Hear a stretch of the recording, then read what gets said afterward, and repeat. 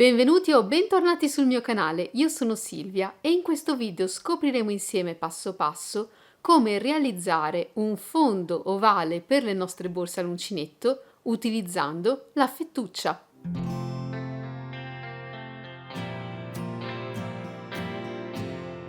I filati simil fettuccia sono molto particolari e molto apprezzati soprattutto nel periodo estivo. Mi è stato chiesto più volte nel corso del tempo di realizzare un tutorial per ottenere un fondo ovale utilizzando questa specifica categoria di filati. Le spiegazioni che troverete all'interno di questo video sono poi ovviamente adattabili non solo alle fettucce in cotone, ma anche alle fettucce in licra. I passaggi che vedremo in questo tutorial didattico sono un estratto da un mio precedente tutorial borsa, quello della glicerina che state vedendo adesso sul mio tavolo. Ho utilizzato queste spiegazioni in altri miei precedenti tutorial borsa, ma ho deciso di riproporvi quelle di glicerina poiché, avendo utilizzato un filato molto spesso, sarà più semplice, soprattutto per i principianti, seguire i vari passaggi e andare a ripetere correttamente le sequenze di punti. Le nostre borse all'uncinetto possono essere realizzate con diverse tipologie di filato, distinguibili per composizione e per spessore. Le dimensioni finali del nostro fondo ovale dipenderanno dalla tipologia di filato che sceglieremo di utilizzare, dal numero di uncinetto e dalla nostra mano di lavorazione. Nel corso del video io andrò ad utilizzare un filato piatto, una simil fettuccia, da lavorare con uncinetto numero 10 e andrò ad avviare un certo numero di catenelle, che mi consentiranno di ottenere poi il mio fondo 30x10. Questo numero di catenelle sarà differente quando andiamo a realizzare il nostro fondo con un filato di spessore inferiore, ad esempio da uncinetto 3 o 3,5. Questo accade perché se utilizziamo un uncinetto numero 10 e un filato spesso, possiamo raggiungere una determinata misura con pochissimi punti. Al contrario, per raggiungere la stessa misura, con un filato di spessore e uncinetto inferiore, dobbiamo montare molti più punti. In linea generale, quando vogliamo realizzare il fondo ovale per una borsa, il numero di catenelle che andiamo ad avviare deve consentirci di raggiungere una lunghezza compresa tra i 17 e i 18 cm. Ovviamente possono esserci delle variazioni. Ad esempio, con il filato da uncinetto numero 10 ho raggiunto i 18 cm realizzando 15 catenelle, mentre con il filato da uncinetto 3,5 ho raggiunto la stessa misura avviando 25 catenelle. Passiamo quindi alla parte pratica del nostro tutorial didattico andando a realizzare insieme il nostro fondo ovale.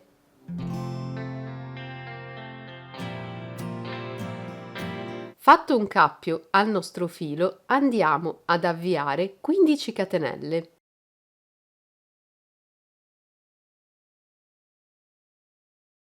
Andiamo poi ad aggiungere una catenella in più, per un totale di 16 catenelle.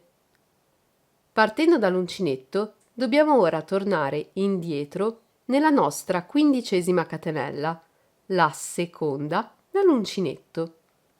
Contiamo quindi 1 e 2, entriamo nella catenella e vi lavoriamo un punto basso.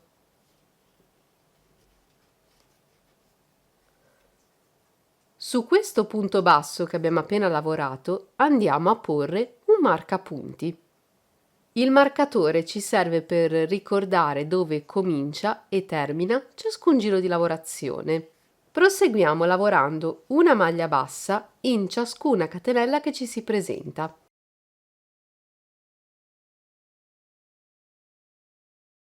Nell'ultima catenella disponibile, la prima con la quale abbiamo avviato il nostro progetto, dobbiamo andare a lavorare 3 punti bassi per creare così il primo angolo del nostro fondo. Entro quindi nella catenella e vi lavoro 1, 2, giro leggermente e sempre nella stessa catenella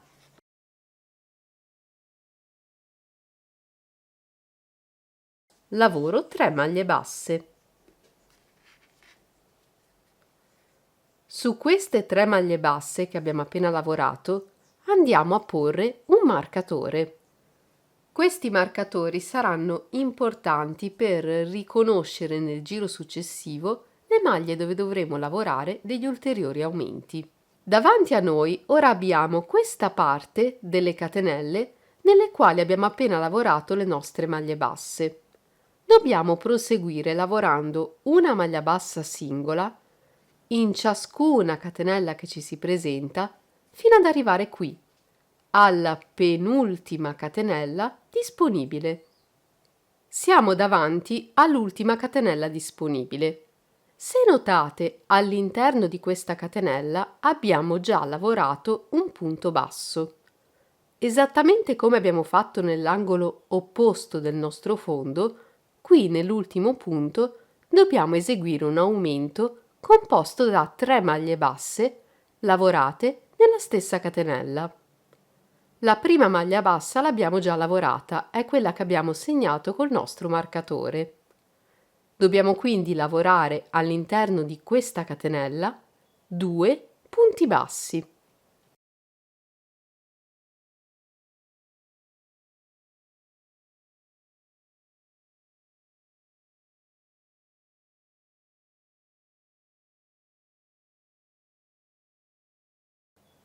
E andiamo a segnare queste 2 maglie con dei marcatori. Dobbiamo ora chiudere questo giro e cominciare il successivo. Vedete che sto utilizzando 2 tipologie di marcatori diversi. Utilizzo marcatori tutti uguali per i miei aumenti e con un marcatore diverso la maglia dove comincia e termina ciascun giro. Nel giro successivo, sulle maglie segnate con i nostri marcatori, dobbiamo lavorare degli aumenti. Questa maglia, anche se segnata con un marcatore diverso, è una delle 3 maglie che compongono il mio angolo. Su ciascuna di queste 3 maglie dovrò lavorare un aumento. Vado temporaneamente a togliere il mio marcatore, entro su questa maglia e vado a lavorarvi 2 punti bassi, il primo aumento di questo giro.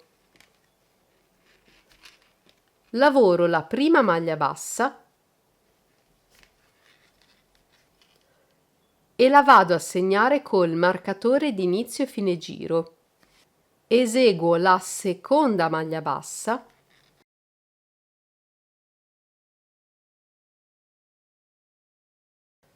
e la vado a segnare con un marcatore per indicare l'aumento. Ricapitoliamo velocemente. Sulla maglia segnata col marcatore di inizio e fine giro ho appena lavorato un aumento, composto da 2 maglie basse nello stesso punto. Ho messo il marcatore di inizio e fine giro sulla prima delle 2 maglie basse, mentre sulla seconda ho messo un marcatore che indica un aumento. Devo ora proseguire lavorando una maglia bassa singola su tutte le maglie che mi si presentano fino ad arrivare davanti alla maglia segnata con il marcatore. Sopra le 3 maglie nell'angolo che avevamo segnato coi marcatori dobbiamo andare a lavorare un aumento, quindi 2 maglie basse nello stesso punto. Se partiamo con 3 maglie di base, al termine dei nostri aumenti avremo un totale di 6 maglie, 2, 4 e 6. Andiamo a rimuovere il primo marcatore e nel primo punto andiamo a lavorare la prima di 2 maglie basse.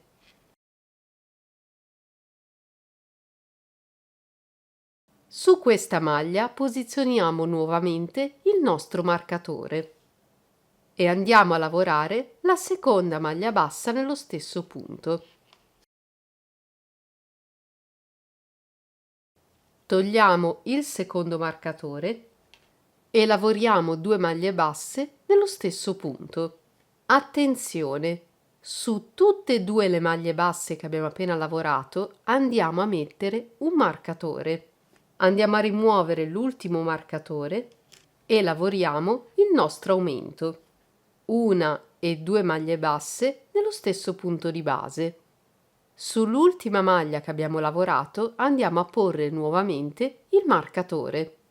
Abbiamo posizionato un marcatore sulla prima, la terza, la quarta e la sesta delle 6 maglie che compongono il nostro angolo.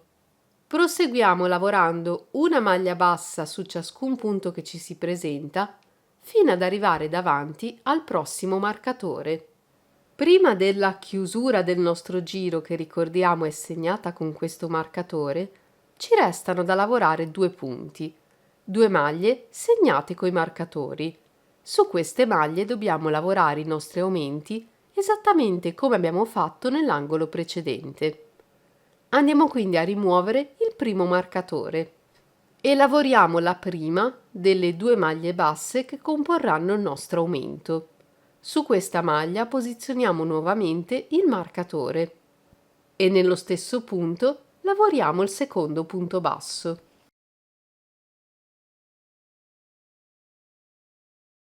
Così da completare il nostro aumento. Togliamo il marcatore nel punto successivo e vi lavoriamo 2 maglie basse. Attenzione!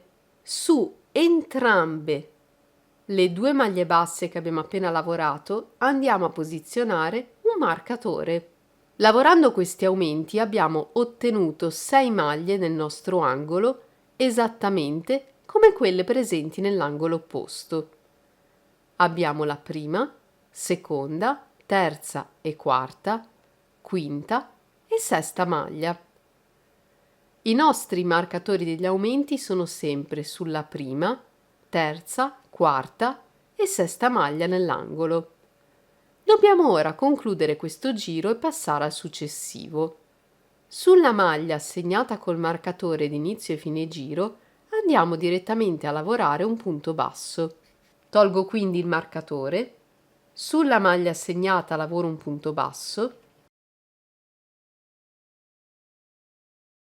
e vado a riposizionare il marcatore di inizio e fine giro. Sulla maglia successiva abbiamo un marcatore che indica un aumento. Rimosso il marcatore, su questa maglia andiamo a lavorare un nuovo aumento, 2 maglie basse nello stesso punto. Sulla seconda maglia, l'ultima lavorata, andiamo a porre nuovamente il marcatore. Proseguiamo con una maglia bassa singola su ciascun punto fino ad arrivare al prossimo marcatore. Sopra le maglie segnate coi marcatori dobbiamo sempre lavorare un aumento. Le maglie che non presentano i marcatori vanno lavorate singolarmente. Rimuovo il marcatore e vi lavoro il mio aumento, 2 maglie basse nello stesso punto di base. Sulla seconda maglia bassa lavorata vado a riposizionare il marcatore. La maglia successiva non ha marcatore, quindi la lavoro singolarmente. Abbiamo ora 2 maglie segnate coi marcatori. Lavoriamo il primo aumento sulla prima maglia segnata. Sulla seconda delle 2 maglie basse che abbiamo appena lavorato andiamo a rimettere il marcatore. Lavoriamo l'aumento sulla maglia successiva e questa volta il marcatore lo mettiamo sulla prima delle 2 maglie appena lavorate. Non possiamo sbagliarci perché è la maglia subito dopo quella che abbiamo appena segnato. Quindi avremo le 2 maglie centrali segnate coi marcatori. La maglia successiva non è marcata, quindi vi lavoriamo un punto singolo.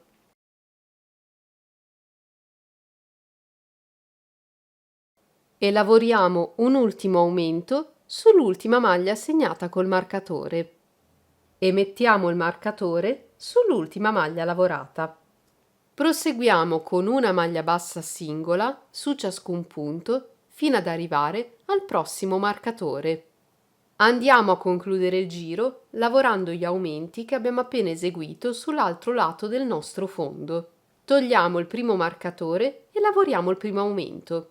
Sulla seconda maglia del nostro aumento posizioniamo il marcatore. La maglia successiva la lavoriamo singolarmente.